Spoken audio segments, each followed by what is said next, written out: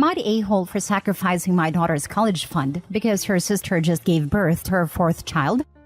My 48 female older daughter, 24 female, gave birth to her fourth child 6 months ago. She used to work as a dishwasher, but due to health issues stemming from her second child, chronic back pain, and then her third child, after effects of broken tailbone and more chronic pain that made standing and moving around hard, she can no longer work. She tried her best, getting an office temp job, but after about a week, the woman supervising her said this isn't working out. She was a very uptight woman who claims it just always took her 3 days max to train everybody else to the data entry work, that she can't just be a good person and accommodate slow learners. That woman likely caused her to get a bad reputation at a temp agency, and she didn't get hired elsewhere. My daughter's boyfriend, 28 male, works at Walmart. He had much more hours when she was pregnant, but since then, his hours have ebbed and flowed. He said it will take a day in the future to look for jobs, but it's the holidays and is busy with the family. I feel a lot of empathy for my daughter and her boyfriend, and I wish I could help them out more. But I myself, a single mom working for a nursing home where I struggle to get full-time hours. And my ex ran up a lot of debt in both our names, and is now living in another country. My younger daughter, 17 female, has a college fund. The amount in it would be enough to pay a large amount of a 2-year community college tuition, given the scholarships/grants she would likely get. She's applied to 4-year universities, with the understanding that she'd be taking out loans and working, so she's deciding between 4 years and community college. The other issue dropped after my older daughter's landlord found out that they were having her boyfriend's brother and girlfriend living in their one bedroom, in exchange for them helping with the rent, and they got evicted. My daughter agrees it was wrong to lie to the landlord, and both parents are depressed because her boyfriend got a job offer once stayed away, and they would have to move from their support network. They came to me asking for help so they could have more time to find financial stability here. I was torn, but seeing my grandkids, I knew my duty was to care for the most vulnerable in the family. So I will be making calls to liquidate my daughter's college fund, saying yes to understanding the penalties, and told my daughter this. She got very cold and said, "You always brag about having a good memory. I hope you remember this moment then." She has not spoken to me since. Spent Thanksgiving inquiring with family friends to see if hospitals are keen to hire college students for kitchen or reception or anything. Made some cryptic posts about how she hopes she'll be grateful one day that she won't have the privilege of studying anything outside of something technical because she needs something where she'll always be able to find a job in. Am I the a-hole? Now for the top comments. So your oldest daughter could barely afford 3 kids, has chronic pain, no job, and decided a 4th child would be a great idea? And then you thought the best solution was to anger your other daughter and mess with her future, when there was an option of them moving so they could get more money? Of course you're the a-hole. You're the a-hole. How can you not see what you have just done to your youngest daughter? Recall the advice your daughter gave you. It will be necessary to address the question of why you never see her, and why she refuses to allow you to see your grandkids. When OP's youngest daughter is successful in the future, OP will play the, "See, you didn't need my help anyways. It all worked out. Any difficulties you faced just made you stronger." And then she will wonder why her daughter isn't thanking her for giving the opportunity to do it on her own. Hope you like these 4 grandkids a lot, OP. They're likely the only ones you'll get a relationship with. You're the a-hole. Why does your daughter have 4 kids if she can't support any of them? They should be using birth control, and you should not be cuddling them. Now you're sacrificing your younger daughter's future because her older sister can't find a condom. And further, why are they not in any form of aid, even church handouts? Why is the sister to bail out here? The oldest daughter is disabled, and they make Walmart money. They definitely qualify for multiple assistance measures. Medicaid, SSI, SNAP, TANF, work rehabilitation. I mean, even Head Start. This seems like textbook learned/willful helplessness to me. Applying for aid requires recognizing that you're in a bad situation and need to do something about it. The oldest daughter doesn't think she needs to do anything about it, and refuses to acknowledge that she can, because she's learned that if she whines hard enough about things, others will fix her problems for her. She's been raised with no concept of personal ownership over the consequences of her actions, and OP is just reinforcing that again and again. Getting your mom to raid your sister's college fund requires a lot less time and effort than applying for aid for yourself. And the older sister sees nothing wrong with this, as she's obviously become incredibly self-centered and entitled as a result of all this favoritism. Helping family is great, but the way to actually do that is to help them take ownership of their problems, rather than just fixing it for them. The fact that OP didn't realize that she's the problem while tapping this out doesn't give me high hopes that the enablement won't continue. Next story. I kicked my step-granddaughter out of my house. For context, stepchild was evaluated and examined by a psychologist and physician the police department chose. The child showed no sign of abuse. The psychologist said stepchild is a danger to others and needs extensive help, and she advised we keep her away from our family. We tried to include her in our family, but she's made it damn near impossible. So I, 57 male, have a daughter who is 30, well, almost 31. In 2019, my daughter married her now husband who is a bit older than her, but not much. He's 39.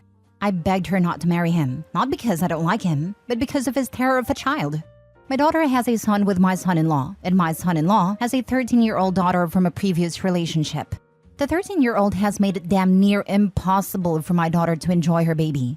This child is incredibly dangerous in my opinion, and before the major event that caused me to cut contact with her, it was always something she had going. Last year, the 13-year-old stepchild told the school that my son, 22, had SA'd her, and it started a crap storm of police interviews and other things.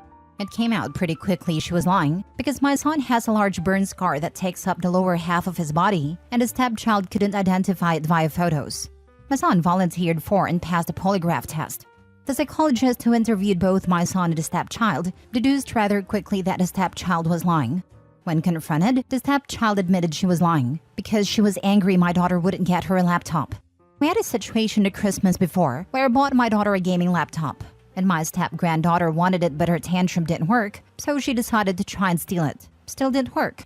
I invited my daughter and grandson to Thanksgiving and told my son-in-law he was more than welcome to come but his child was not. He said he understood. So, my daughter, my grandson, and my son-in-law show up on Thanksgiving Day. Everything was going well until we hear the front door open and in walks stepchild. Apparently, her mother had gotten wind we were gathered at my house and decided stepchild should be included. I met stepchild at the foyer and told her she wasn't welcome in my home and needed to leave. She got smug, saying, well, my mom's already left, so, and tried to push past me. I held my arms out and stopped her, telling her to get out now. I forced her to back outside and told her she could wait by the mailbox while she called her mom to come get her. This child has never heard no more than a few times. I told my son-in-law he could do what he wanted as long as it didn't involve bringing her in my home. He went outside and came back in to tell us that apparently her mom thought we weren't allowed to gather unless it included stepchild. Her mom ended up coming back to get her only when I called the police. I had her and her mother trespassed. Her mom pitched a fit, but the officers fully understood once I provided proof this brat had lied on my son. Now everyone on my son-in-law's side is saying I'm an a-hole for being mean to a child, but frankly, I'd prefer never to see her again. Not the a-hole. The child obviously has either some type of mental illness or she is lashing out due to the divorce. Either way, she needs therapy and needs to stay with her mother until she gets help. I would not put my child/grandchild in the path of this little liar. By the way, the bio mother just dropped the girl off at Opie's house tells me where the granddaughter gets her attitude. Not the a-hole. If she can make false accusations about your son, she can make false accusations about you or anyone else in your family. She is not safe to have around. Please don't forget that OP has been emotionally abused by this girl. He had the right not to be in the company of his abuser. Not the a-hole. As soon as the girl falsely accused her son of SA, all bets were off. You did the right thing by not allowing her in your house. Maybe she needs mental health help, but that's not your problem. Your responsibility is to your own family. For real, we're approaching Christmas again. If she comes by, she might accuse OP of SA. This is just self-preservation. My cousin did this to an uncle. She had asked him to tickle her in a living room that her parents were both in at a time. Then later, said it touched her inappropriately, even though it was in plain view of several adults. From that moment on, he would not be alone with her. He would not play with her, though she begged many times. She liked the attention the complaint got her, but then didn't like the consequence that he no longer engaged with her. She later accused a teacher of SA when she was in middle school, and it was also found to be a lie. And her family, instead of giving her consequences, packed up and moved to a different state. I hate this, because girls who have serious accusations go through worse hell. My son had to help raise hell when a brat accused this older guy who drove their bus of touching her. She'd pitched a fit because he stopped the van and made her sit down before he moved. So she accused this nice old man because she was mad. Son always sat behind him just to talk. I liked him, so was able to confirm nothing happened. These kids make it harder for actual victims, and of course, put innocent people through hell. Not the a-hole. That kid has major problems, and could have potentially ruined your kid's life with her false allegations. Your son-in-law is an a-hole because he had a hand in raising the entitled brat. He needs to get her some kind of help because nobody seems to want her around, which is why her mother was so quick to try and palm her off on a family where she had already accused someone of a horrible crime. Next story. Am I the a-hole for not offering my half-sister any of our grandmother's belongings after she was disowned by the family? My 26 female grandmother recently passed away. My grandfather passed 6 years ago, which is when the bulk of their assets were divided up. My grandmother lived in a stipend from his estate until her death, so all she had to leave in her will was her possessions, mostly jewelry, vintage clothes, and some art in the house. This was all left to me, as I'm the only granddaughter she was in contact with. My half-sister Angela, 27 female, is also her granddaughter, but Angela and her mother sued for inheritance from my grandfather's estate after he died, which culminated in an ugly legal battle that ended up making both my grandmother and father quite ill. The case was eventually thrown out, but everyone thought Angela and her mother harassing a grieving woman the way they did and suing for money they were not owed was despicable, and none of us except my dad have spoken to Angela since. So going through my grandmother's things, I called my dad, uncles, and cousins and asked if there was anything they wanted of my grandmother's. The art was in high demand, the rugs, etc., and I gave everyone what they asked for. I didn't call Angela. Not only have I not spoken to her, but she hardly saw our grandmother. And knowing her, she'd ask for something expensive and pawn it. She heard from our dad that I'd be handing out things and found me in social media to chew me out for not offering her anything, calling me greedy, selfish, and a terrible person. She said she's entitled to have something and really should have had half of the stuff, given my grandmother had more than one granddaughter. I don't agree that she should have had half, because at the end of the day it was my grandmother's choice and her possessions.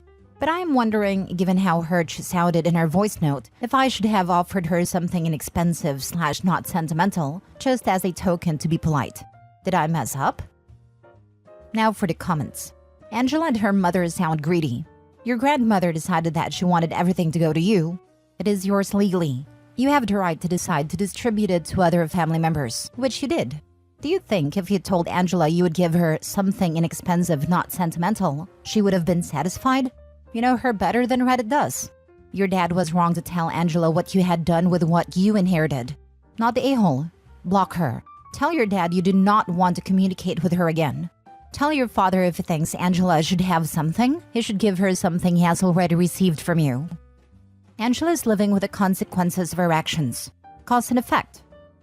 Yes, this right here. OP is not the a-hole. One of my exes had to deal with predatory cousins selling off things they stole from his grandmother. They were living with her, and the family still doesn't know how much they looted and grifted from an old lady with increasing health issues and possibly dementia. Not the a-hole. Your grandmother's estate was left to you. It is up to you who you give things to. Your half-sister has no claim and no right to any of it. Your half-sister can be as hurt as she wants to be. It is all up to you. After the way she behaved when your grandfather died, she really deserves what you have given her. Exactly. The nerve of Angela to call OP greedy, selfish, and terrible, as if she completely disregarded and justified her actions after suing OP's grieving grandmother. Her greedy self deserves nothing.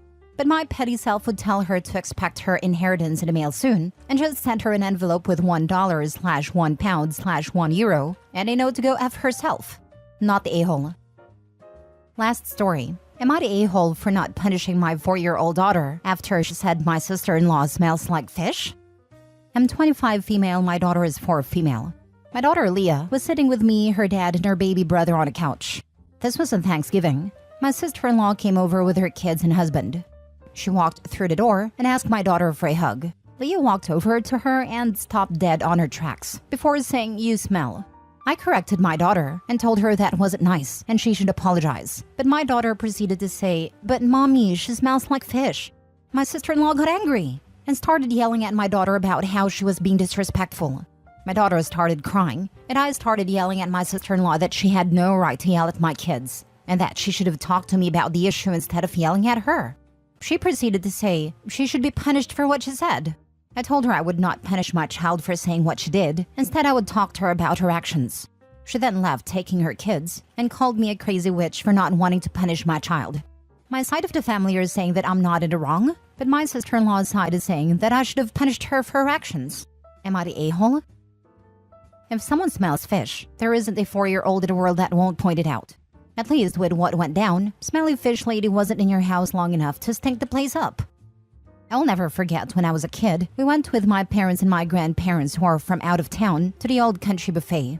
There was this horribly fishy smell, but just rancid and disgusting, and I kept asking my parents what it was, and they would kind of giggle and whisper amongst themselves and tell me that they would explain it later. I was maybe 7, and it was just so annoying to me that they wouldn't tell me what it was. And eventually, after we went home, I finally got to talk to my mom privately, and she explained that sometimes older women don't wash their privates very well, and that was the smell. It was so horrifying to hear that as a kid, lol, but I sure made sure to always wash my privates. Any 4-year-old is going to be line of sight level, especially if they're coming in for a hug. But 4-year-old isn't going to shy away from that. Bro, I'm in a wheelchair. There are days when I wish I could be as innocently blunt as a 4-year-old.